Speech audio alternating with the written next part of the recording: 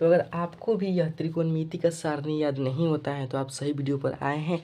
आज के हम इस वीडियो में आपको ऐसा ट्रिक देने वाले हैं जिसमें आपको यह पूरे त्रिकोणमिति का जो सारणी है इसका मान है sin 30 का मान कितना होता है, sin 45 का मान, cosec 60 का मान, ये सब आपको याद हो जाएगा। ट्रिक की मदद से आपको रटना नहीं पड़ेगा, आप मुझ पर विश्वास कीजिए। तो चलिए फिर ट्रिक की तरफ बढ़ते हैं। तो सबसे पहले आपको ऐसे सभी का नाम लिख लेना है, जैसे sine theta, cos theta, tan theta, cosec theta और सेक थीटा, कॉट थीटा, ऐसे एक तरफ लिख लीजिएगा। आप जानते हैं ऐसे मान होता है 0 डिग्री, 30 डिग्री, 45 डिग्री, 60 डिग्री और 90 डिग्री, ऐसे मान भी होता है। तो सबसे पहले आपको क्या करना है, साइन जो 0 डिग्री है इसमें आपको 0 लिखना है।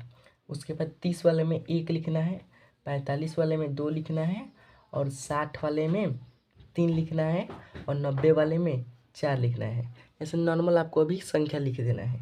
उसके बाद सब में आपको 4 से भाग लगाना है। सब में आप 4 से भाग लगाइए, सब में 4 से भाग, सब में 4 से भाग, काफ़ी आसानी से आप सीखेंगे। सब में 4 से भाग लगा दिए। अब सब पे क्या कीजिए, रूट चढ़ा दीजिए। सब पे रूट, देखिएगा कितना आसानी से हम बना लेंगे। एक का निकल जाएगा, उसके बाद सब का निकलना चालू हो जाएगा। ऐसे जब रूट हम चढ़ा देंगे तो आप जानते होंगे 0 में किसी भी संख्या से भाग देंगे तो कितना आएगा, 0 आएगा, इसीलिए इसका आंसर हो जाएगा 0।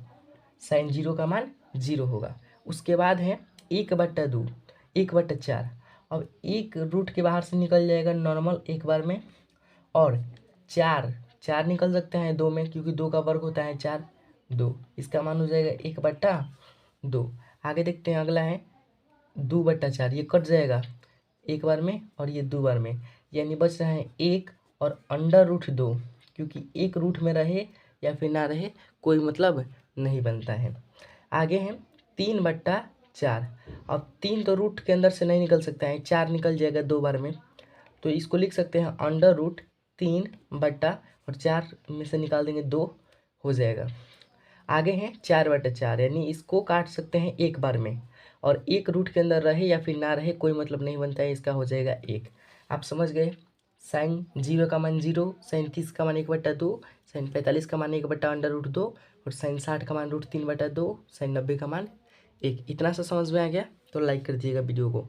आगे है कॉस में क्या करेंगे कि जो ये वाला ऐसे लिखे हैं इसको हम ऐसे उतार देंगे। जैसे 90 में 1 है तो यहाँ पे 0 में हो जाएगा 1, इसमें 60 में √3/2 है, इसमें 3 में हो जाएगा √3/2, इसमें है 45 में 1/√2, इसमें हो जाएगा 45 में 1/√2, इसमें है 30 में 1/2, इसमें 60 में हो जाएगा 1/2, इसमें है 0 में 0, इसमें है होगा 90 में 0।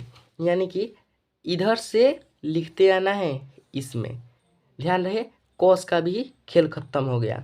इसी तरह ये 10 को भी देखते हैं। 10 में आपको याद रखना है साइन बटा कॉस होता है 10, यानी कि साइन में अगर आप कॉस से भाग देते हैं तो 10 का मान आएगा। साइन में आपको कॉस से भाग देना होगा, तो 0 में आप 1 से भाग देंगे तो कितना आएगा, 0 आएगा, क्योंकि किसी भी संख्या में अगर हम 0 में किसी संख्या से भाग देते हैं तो 0 ही आता है। आगे है 1/2 में √3 से भाग देना है, √3/2 से ब्लैंक पेज पे भाग देकर देख लेते हैं।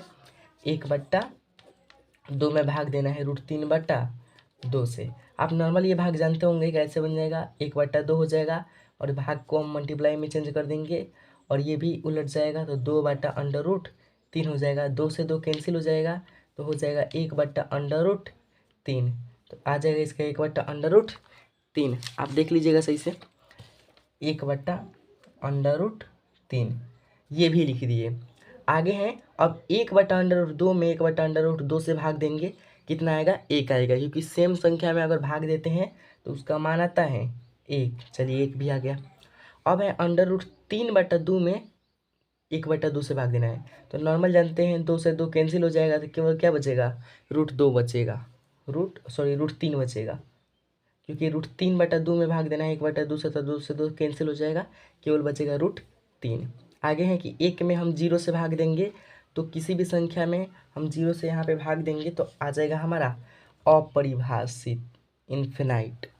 ठीक, आगे देखते हैं।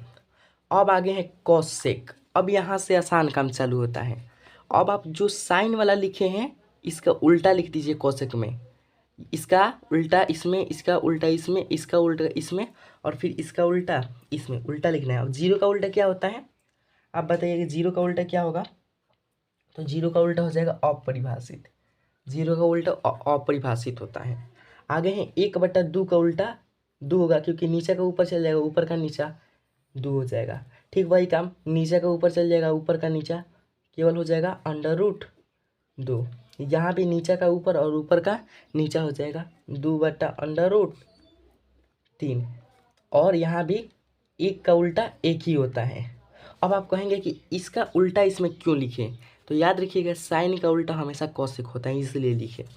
आगे हैं, अब इसका उल्टा लिखे इसमें, ठीक उसी तरह इसका उल्टा लिखेंगे इसमें, कॉस का उल्टा लिखेंगे सेक में। अब देखिए कॉस में 1 का उल्टा क्या होगा, 1 ही होगा। √3/2 का उल्टा होगा 2/√3। ठीक उसी तरह 1/√2 का उल्टा होगा केवल √2। उसके बाद 1/2 का उल्टा होगा केवल 2। और जीरो का उल्टा हम जानते हैं अपरिभाषित होता है। उसके बाद लास्ट बचा है कॉट। अब कॉट होगा 10 का उल्टा, 10 का उल्टा करेंगे तो आएगा कॉट। जीरो का उल्टा अपरिभाषित, जानते हैं जीरो का उल्टा अपरिभाषित होता है। आगे 1/√3 का उल्टा क्या हो जाएगा, √3 ऊपर चला जाएगा, उल्टा हो जाएगा √3 होगा केवल। अब 1 का उल्टा क्या हो जाएगा, 1 का उल्टा 1 ही होगा, आप जानते होंगे।